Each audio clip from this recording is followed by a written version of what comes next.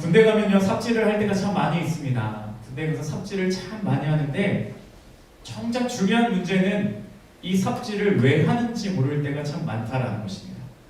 누군가가 명령을 해서 삽질해 여기 파! 라고 하면 파고 그 다음에는 이걸 왜 파는지를 모르는 때가 참 많다라는 거죠. 그래서 그 다음날 그 팠던 데를 다시 메꿔! 그러면 또 다시 메꾸고 왜 메꾸는지를 모른다라는 것이 문제일 때가 많습니다. 결국 내가 이것을 왜 해야 되는지를 모르고 똑같은 일을 반복해야 될 때가 있는 것이죠. 그런데 내가 이것을 왜 하는지 모르고 하게 되면 허무함과 짜증을 마주할 때가 있습니다. 오늘 말씀도 보게 되면 그런 부분을 조금 느낄 수 있는 부분이 있습니다. 오늘 마태복음 6장 5절에서 8절 말씀을 읽었는데 8절 말씀에 이렇게 나옵니다. 구하기 전에 너희에게 있어야 할 것을 하나님 너희 아버지께서 아시느니라. 말씀은 무엇이라고 이야기합니까? 너희가 구하기 전에 너희가 무엇이 필요한지를 하나님께서 이미 알고 계신다라고 이야기를 해요. 저는 이 말씀을 읽을 때마다 청소년 시기 때 너무 짜증이 났어요. 너무 짜증이 났어요. 왜 짜증이 났냐면 아니 하나님 아버지께서는 우리가 미리 구할 것도 알고 계시고 기도할 것도 알고 계시고 다 들어주실 것들을 다 알고 계시면서 왜 우리는 또 기도를 해야 되는가? 라고 하는 물음이 저에게 있었다라는 것이죠. 그래서 기도할 필요가 있나? 내가 하나님께서 이미 아신다라고 하는데 내가 기도할 필요가 있나? 라는 생각을 참 많이 했었던 청소년기 시절이었습니다. 그래서 실제로 저는 청소년기 때 이렇게 기도한 적도 있습니다. 하나님 아시죠? 끝. 이렇게 기도한 때가 참 많이 있었습니다. 이미 아신다고 하셨으니까 왜 내가 더 길게 간구해야 되고 왜 내가 더 길게 기도해야 되고 하나님께 간절히 부르짖어야 되는 그 이유를 잘 모르겠더라고요. 오늘 말씀 이후인 9절부터는요 여러분들이 잘 아시는 주기도문이 나오게 됩니다. 우리가 구하기도 전에 다 아신다고 하셨던 그분이 그 다음 9절부터는 주기도문, 주님께서 하시는 기도를 가르쳐 주신다는 거죠. 왜 기도하라고 말씀하시고 왜 기도를 알려주실까? 이미 구할 것을 다 알고 계신다고 하시면서 왜 주님은 우리에게 그렇게 기도를 알려주고 계실까? 왜 기도하는지 이 말씀을 알아보기 위해서 전에 두 가지의 사람이 나오는 것을 볼 수 있습니다. 첫 번째 5절에 나오는 외식하는 자가 나오고요. 두 번째는 7절에 이방인이 나오는 것을 보게 됩니다. 5절 말씀을 보면 이렇습니다. 또 너희는 기도할 때 외식하는 자와 같이 하지 말라. 그들은 사람에게 보이려고 회당과 큰 거리 어귀에 서서 기도하기를 좋아하느니라.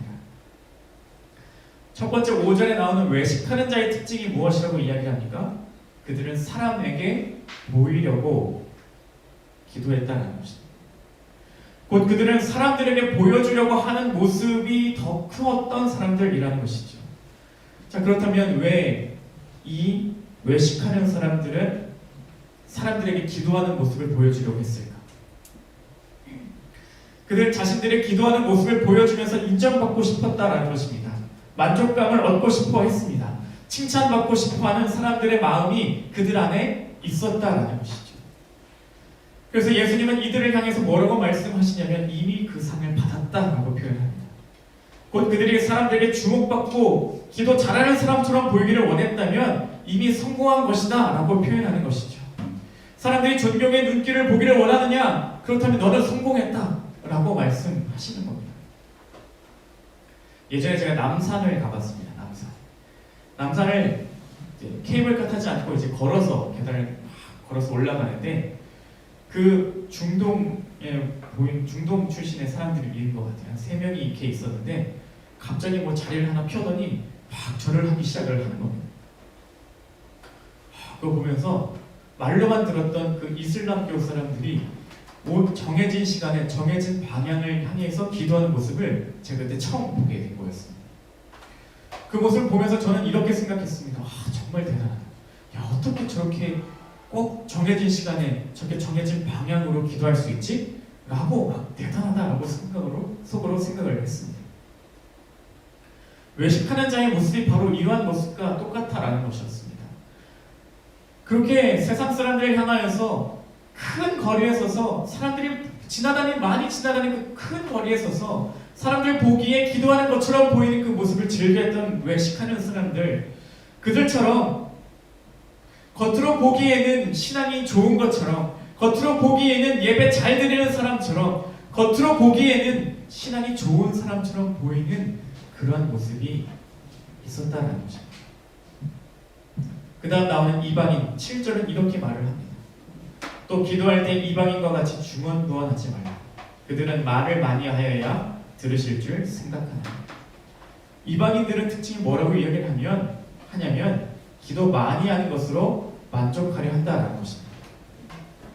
왜냐하면 이방인들은 길게 기도하고 크게 하면 할수록 저희가 바라는 일이 성공할 기회가 더 많다라고 생각하는 사람들이었다라고 합니다. 그러니까 자기가 더 큰 소리로 더 많은 시간들을 길게 기도하는 모습이 있어야 많은 사람들이 인정해주고 하나님께 성공을 받는, 자기 기도하는 그 대상에 따라서 성공하는 기준이 더 높아진다라고 생각하는 사람들, 그런 사람들이 이방인이었다는 것입니다. 그들이 겉으로 보기에는 신앙인처럼 보이지만 그들 마음의 중심에는 여전히 하나님의 없는 모습이었다는 것입니다. 외식하는 자, 사람들의 눈을 의식해서 인정받고 싶어하는 마음, 이방인, 마음의 중심에는 하나님이 없고 그냥 내가 드러나기를 원하는 사람, 이것이 외식하는 자, 이방인의 모습이라는 것입니다. 그런데 문제는 이 두 사람의 모습이 오늘날 우리에게 많이 보일 때가 있다는 것입니다. 겉으로 보기에는 신앙심이 투철해 보이는데 그 마음에는 하나님을 향한 마음들이 진실해 보이는데 실상을 따지고 보면 사람들에게 인정받고자 하는 욕심으로 신앙생활하고 그냥 부모님 따라서 억지로 교회에 나왔고 그냥 이 시간들이 늘 지켜졌던 일상들이었기 때문에 그 자리를 그냥 지키고 있던 사람들. 교회는 그래서 잘 나오긴 하지만 그 마음의 중심에는 하나님의 마음이 없는 사람, 그런 사람들의 모습이 우리들에게서 발견될 때가 꽤 많다는 것입니다. 그렇다면 우리는 어떻게 살아야 됩니까? 그 답을 말씀은 전해주고 있습니다. 6절 말씀은 이렇게 말을 합니다. 너는 기도할 때 내 골방에 들어가 문을 닫고 은밀한 중에 계신 내 아버지께 기도하라. 은밀한 중에 보시는 내 아버지께서 갚으시리라. 중요한 단어가 이 6절에 여러 가지가 나오는데 이것입니다. 기도, 골방, 은밀, 이 세 단어입니다. 기도, 골방, 은밀, 이 세 가지 단어가 공통적으로 의미하는 것이 무엇이냐면 철저하게 혼자일 때를 의미합니다. 그 누구도 의식하지 않고 하나님 앞에 철저하게 혼자 있는 사람, 그때를 의미하는 단어 기도, 골방, 은밀입니다. 남들 눈을 의식하지 않고 철저하게 혼자일 때, 철저하게 혼자 하나님 앞에 섰을 때 그때의 모습이 진짜 나의 모습이라는 것입니다. 예전에 제가 시간이 늦을 것 같아서 그러면 안 되는데 무단 횡단을 했던 적이 있습니다. 겉으로 보니까 새벽이어서 사람도 없고 늦었으니까 괜찮아 그러고서 무단 횡단을 쭉 했어요. 그래서 얼마 후에 시간이 지났는데 어떤 분이 저한테 얘기를 하는 거예요. 목사님, 그때 목사님이 무단 횡단하는 걸 봤습니다.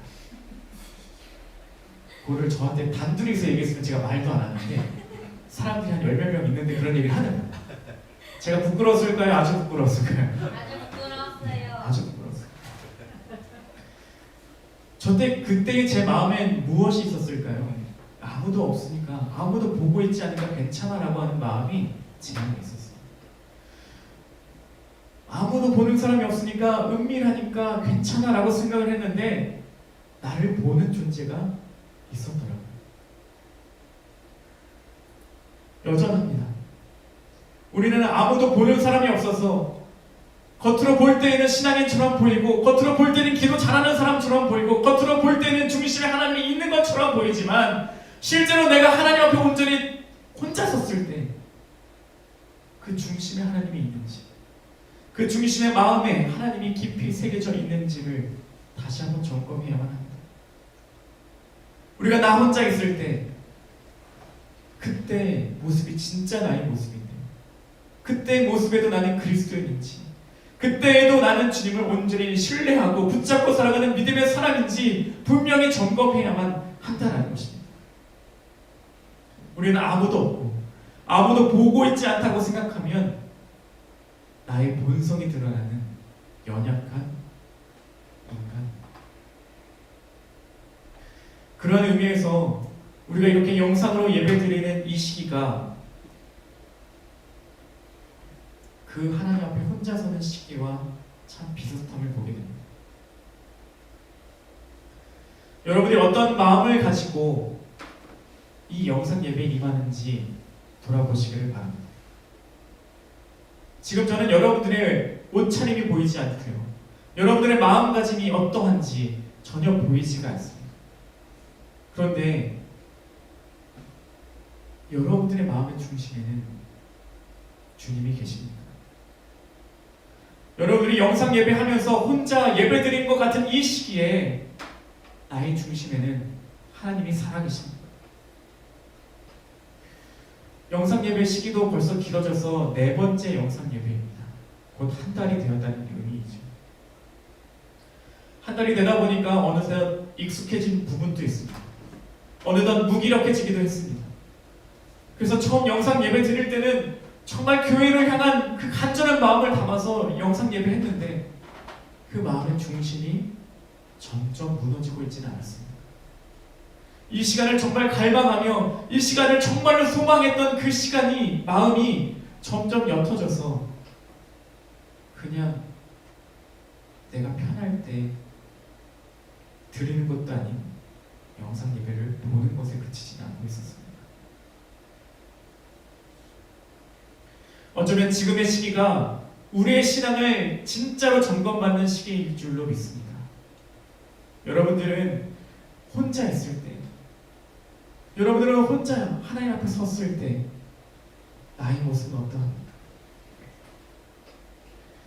그동안 교회 오기만 되면 신앙이 증명되어진 것 같아서 구분이 안 되었던 여러분들의 마음의 중심이 오히려 영상 예배를 통하여서 하나님 앞에 혼자 서게 되면서 나의 마음의 중심을 더 점검할 수 있게 됩니다. 나의 신앙과 하나님을 향한 마음이 여러분들은 잘 정리되어지고 그 중심이 하나님 앞에 살아있으십니다. 영상 예배를 드리면서 아실 겁니다. 영상 예배만으로 예배한다는 게 얼마나 집중하기가 어려운지. 그런데 어찌 보면 그 영상 예배에 임하고 지금 대하고 있는 여러분들의 마음의 중심이 진짜 하나님을 대하고 있는 나의 모습입니다. 사순절 기간입니다. 주님의 그 사랑을 다시 기억하며 나의 신앙의 잘못된 부분들을 점검하고 다시 고쳐나가는 시기입니다. 그렇게 되면 영상 예배를 통하여서 우리의 신앙을 다시 한번 점검해 봤으면 좋겠습니다. 나는 하나님 앞에 온전히 혼자 섰을 때 어떠한 모습을 가진 사람인가? 나는 온전히 하나님 앞에 골방에 들어섰을 때 마음의 중심에 하나님이 살아있는 사람인가?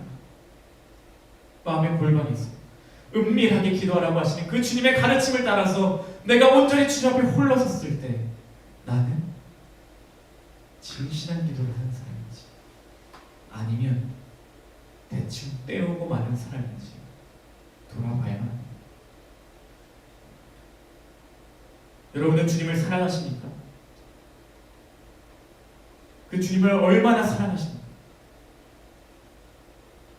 주님은 우리의 기도를 미리 아시고 들으시고 응답하신다라고 말씀하시는데, 그럼에도 불구하고 골방에 들어가서 은밀한 곳에서 기도하라고 하시는 그 말씀의 의미는 무엇이냐면, 너의 마음의 중심에 진실로 나를 향한 마음이 있기를 원하는 그 주님의 가르침이 오늘 우리의 전해지는 말씀입니다. 여러분들 중심에는 주님이 살아계십니까? 여러분들 중심에는 주님을 향한 마음이 살아있습니다. 영상 예배를 통하여서 내 마음, 내 몸은 조금 더 편하게 들을 수는 있어도 그 모든 것을 뛰어넘는 마음의 중심에 하나님이 살아계십니까? 주님은 오늘도 우리가 주님 앞에 홀러서서 믿음을 증명해내기를 원하고 계십니다. 너의 진짜 믿음을 보여달라고, 너의 진짜 신앙을 보여달라고 오늘 우리에게 여전히 말씀하고 계십니다. 오늘 읽었던 본문 중에 6절 말씀을 메시지 성경으로 읽어보면 이렇게 쓰여져 있습니다. 하나님 앞에서 연극하고 싶은 유혹이 들지 않도록 조용하고 한적한 곳을 찾아라. 할 수 있는 한 단순하고 솔직하게 그 자리에 있어라. 그러면 초점이 너희에게서 하나님께로 옮겨지고 그분의 은혜가 느껴지기 시작할 것이다. 이게 메시지 성경의 말씀입니다. 다시 한번 읽어드릴게요. 하나님 앞에서 연극하고 싶은 유혹이 들지 않도록 조용하고 한적한 곳을 찾아라. 할 수 있는 한 단순하고 솔직하게 그 자리에 있어라. 그러면 초점이 너희에게서 하나님께로 옮겨지고 그분의 은혜가 느껴지기 시작할 것이다. 우리의 신앙이 연극하고 싶은 그런 신앙이 아니기를 바랍니다. 우리의 마음의 중심에는 연극하는 신앙이 아니라 살아계신 하나님을 붙들고 살아가는 믿음의 사람, 그 사람이 내가 되기를, 여러분이 되기를 주님의 이름으로 축복합니다. 영상 예배일지라도 여러분들이 지금 예배하고 있는 그 자리가 은혜의 자리가 되기를 주님의 이름으로 축복합니다. 그리고 그 은혜를 받은 사랑을, 그 받은 은혜를 여러분들의 각자의 삶의 자리에서 증명해내시기를 주님의 이름으로 축복합니다.